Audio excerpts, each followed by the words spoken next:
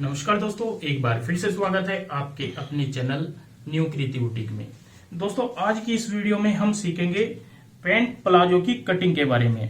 देखिए, यहाँ जो मैंने ये क्लास आपके लिए शुरू की है, इसमें एक एक पॉइंट मुझे समझाना है और आपको कोई भी फ्यूचर में दिक्कत ना आए, ये मेरा एक फर्ज बनता है।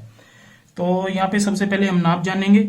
जो हमारी लेंथ है वो सलवार की लेंथ, यहाँ पे मैंने लिखा हुआ सलवार की लेंथ है हमारी 38, लेकिन हमें पैंट बनानी है। पैंट हमारी यहाँ पे 2 इंच कम है। जैसे शॉर्ट पहनते हैं पैंट, तो पैंट की लेंथ है हमारी 36।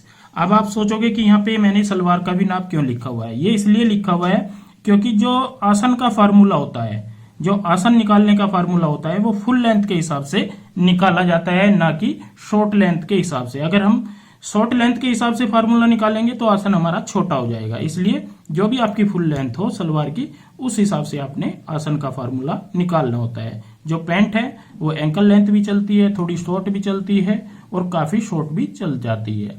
तो यहाँ पे सलवार की लेंथ हमारी 38, जो कि हमें सिर्फ आसन के फार्मूले के लिए चाहिए, और पैंट की लेंथ है हमारी 36 तैयार। मोरी का नाप होगा हमारा 14, हिप होगी हमारी यहाँ पे 46। देखिए, यहाँ पे ध्यान देने वाली बात है, जो हिप है हमारी 46 है और वेस्ट है हमारी 38।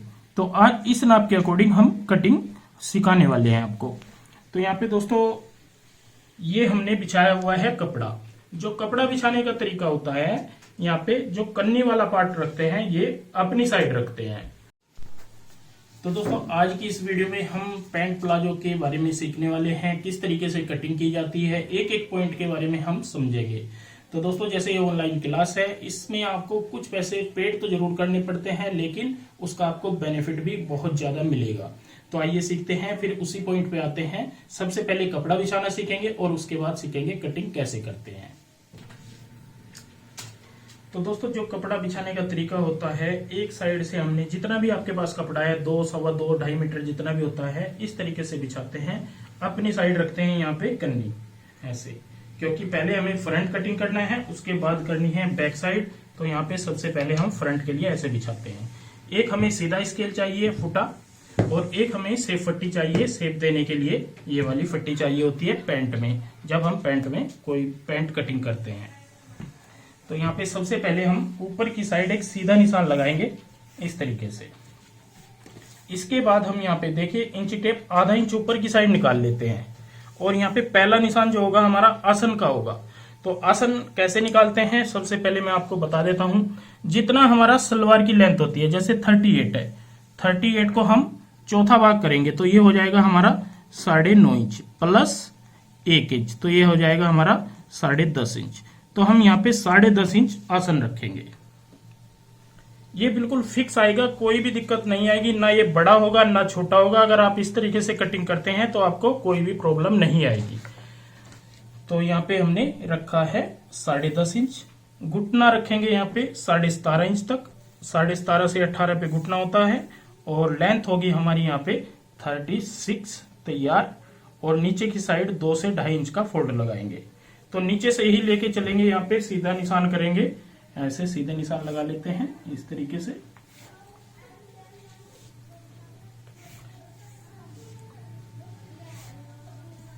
तो ये निशान हमारा यहाँ पे थाइज का आएगा, जो कि आसन वाला बोल सकते हो आप। ये निशान हमारा घुटने का आएगा, और नीचे हमारी मोरी आ जाएगी।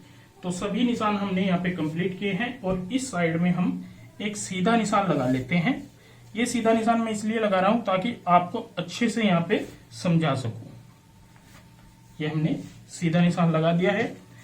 इस निशान से बाहर की साइड आप कैसे साइज नापते हैं, यहाँ पे आपने ये भी ध्यान देना है। देखिए, 2 तरीके होते हैं। एक तो हम थाइज का नाप ले लेते हैं राउंड में ऐसे, लेकिन सबसे आसान तरीका क्या होता है, जितनी हमारी हिप होती है, हिप के अकॉर्डिंग हम यहाँ पे चलेंगे तो बिल्कुल परफेक्ट नाप आएगा।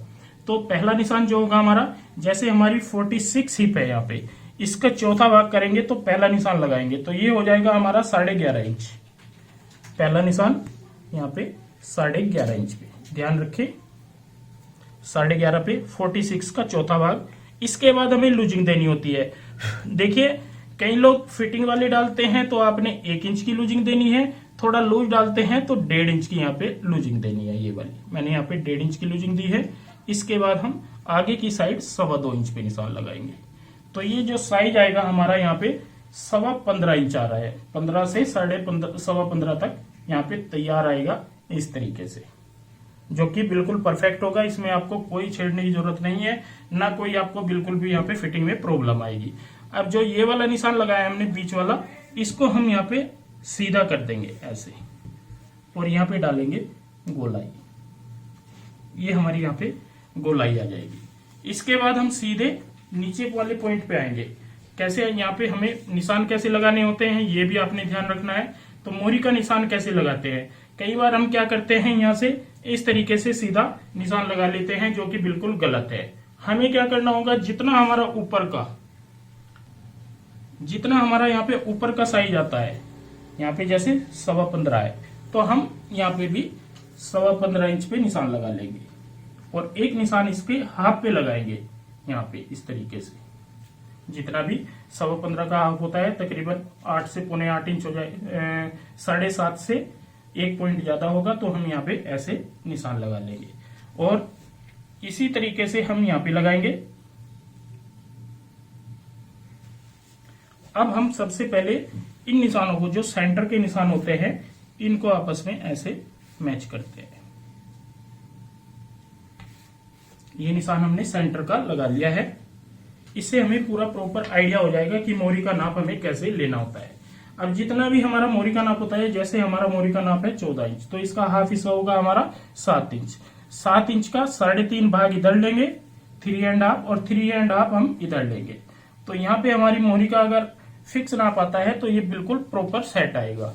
इस निशान से अब हमें मिलाना है यहाँ पे इस तरीके से।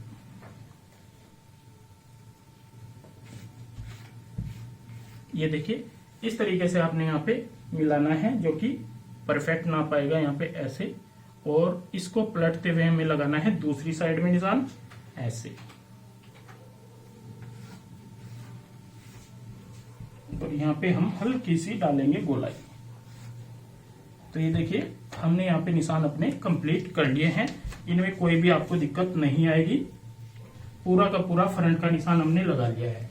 अब आपने देखा होगा, जब कोई भी पैंट डालते हैं जैसे, तो आगे बेल्ट में यहाँ पे सलवटें पड़ जाती हैं, मतलब बेल्ट इकट्ठी हो जाती है।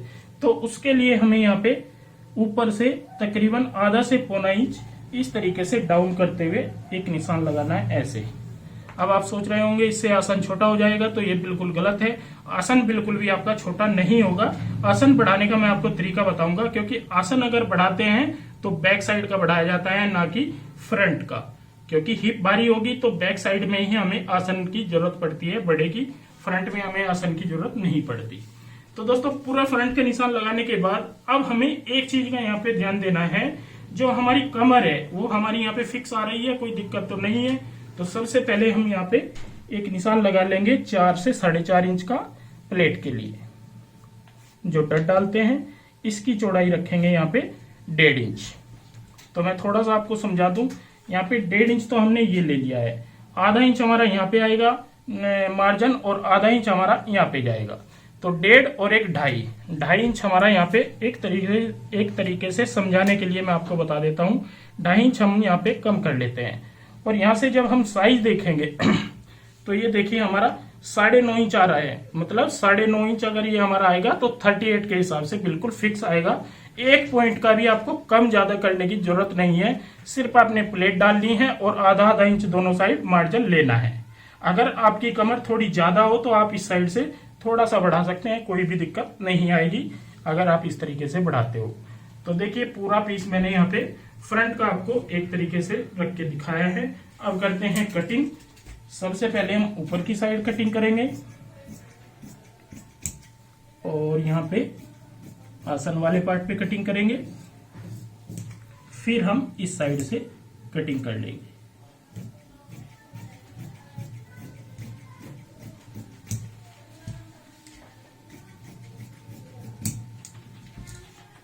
तो ये देखिए, फ्रंट हमने कटिंग कर लिया है, और ये वाली साइड अभी हमने कटिंग नहीं की है। ये क्यों नहीं की है, ये मैं आपको जब बैक साइड बिछाऊंगा तो तब बताऊंगा, जब हम इकट्ठी कटिंग करेंगे फ्रंट और बैक की इस साइड से।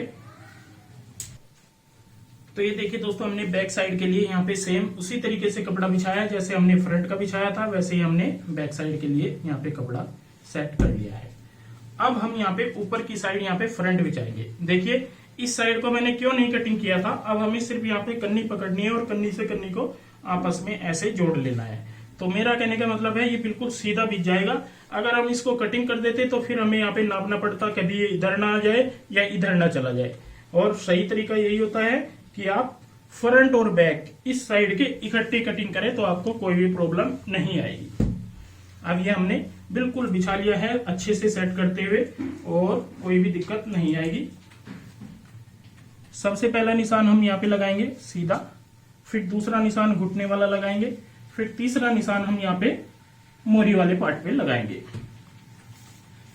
यहां से लगाएंगे 1.25 इंच पर निशान पहला, दूसरा निशान लगाएंगे यहाँ पे 1.5 इंच पर और तीसरा निशान यहाँ पे 2.5 इंच पर।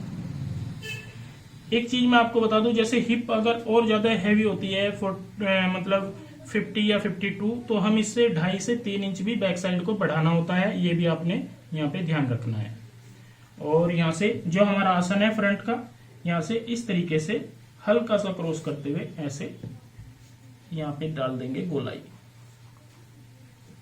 और अब हमें इस निशान से इस निशान को जोड़ना है और इस निशान से यहाँ पे इस निशान को यहाँ पे इस तरीके से जोड़ लेना है। तो देखिए ये बैक साइड के भी हमने निशान यहाँ पे कंप्लीट कर लिए हैं इस साइड के। अब जैसे मैंने आपको बताया था कि हम बैक साइड का आसन कैसे बढ़ाएं। देखिए यहाँ पे फ्रंट हम लोग गलती कर देते हैं, फ्रंट का जो आसन होता है वो बड़ा कटिंग करके चलते हैं, तो उसके कारण हमारी फिटिंग खराब हो जाती है, मतलब कोई भी फिटिंग अच्छी नहीं आएगी अगर हम फ्रंट साइड के आसन बड़ा कटिंग करेंगे। ज्यादातर लोग यही कटिंग करते हैं, ज्यादातर लोग यही सोचते हैं कि फ्रंट का आसन बड़ा कटिंग करो तभी हमारी बैठने उठने में या चौकड़ी मारने में दिक्कत नहीं आएगी, लेकिन ऐसा नहीं है। हमें बैक साइड का आसन बड़ा कटिंग करना होता है क्योंकि हिप ही हमारी बैक साइड का आसन कवर करती है। तो यहाँ पे जो हमारा ये वाला निशान है, इससे हमें 3.5 इंच ऊपर की साइड बैक साइड उठा लेनी है, ये ध्यान रखना है। और 3.5 को यहाँ पे हम इस पॉइंट से ऐसे क्रॉस करते हुए ऐसे मिलाएंगे। तो ये देखिए आपका आसन बढ़ चुका है। आसन आपका बिल्कुल भी छोटा नहीं होगा, ना ही आपके फ्रंट में यहाँ पे झोल आएगा, सलवट आएगी, और ना ही बैक साइड का आसन छोटा पड़ेगा। अब हम इन्हीं निशानों के ऊपर यहाँ पे कटिंग कर लेंगे। तो ये देखिए इस तरीके से हमारा यहाँ पे आसन बैक साइड का बढ़ चुका है। और साइड की बात करें तो साइड मैंने अलग पल्ला क्यों नहीं कटिंग किया था, क्योंकि अब हम यहाँ पे इकट्ठे कटिंग करेंगे ऐसे।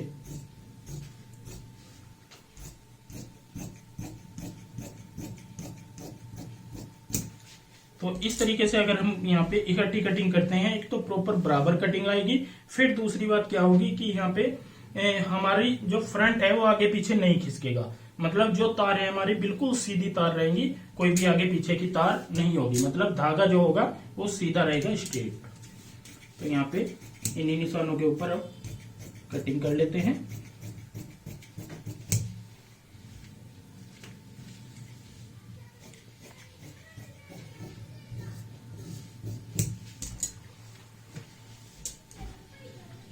तो ये देखिए मैंने यहाँ पे परफेक्ट तरीके से आपको पूरी पैंट की कटिंग यहाँ पे बता दी है। तो दोस्तों पूरी कटिंग मैंने यहाँ पे कंप्लीट करके बताई है। कहीं पे भी आपको डाउट लगता है तो जो हमारा सेशन है उसमें आप पूछ सकते हो। तो आज के लिए बस इतना ही, मिलते हैं एक नई क्लास के साथ, नई शुरुआत के साथ।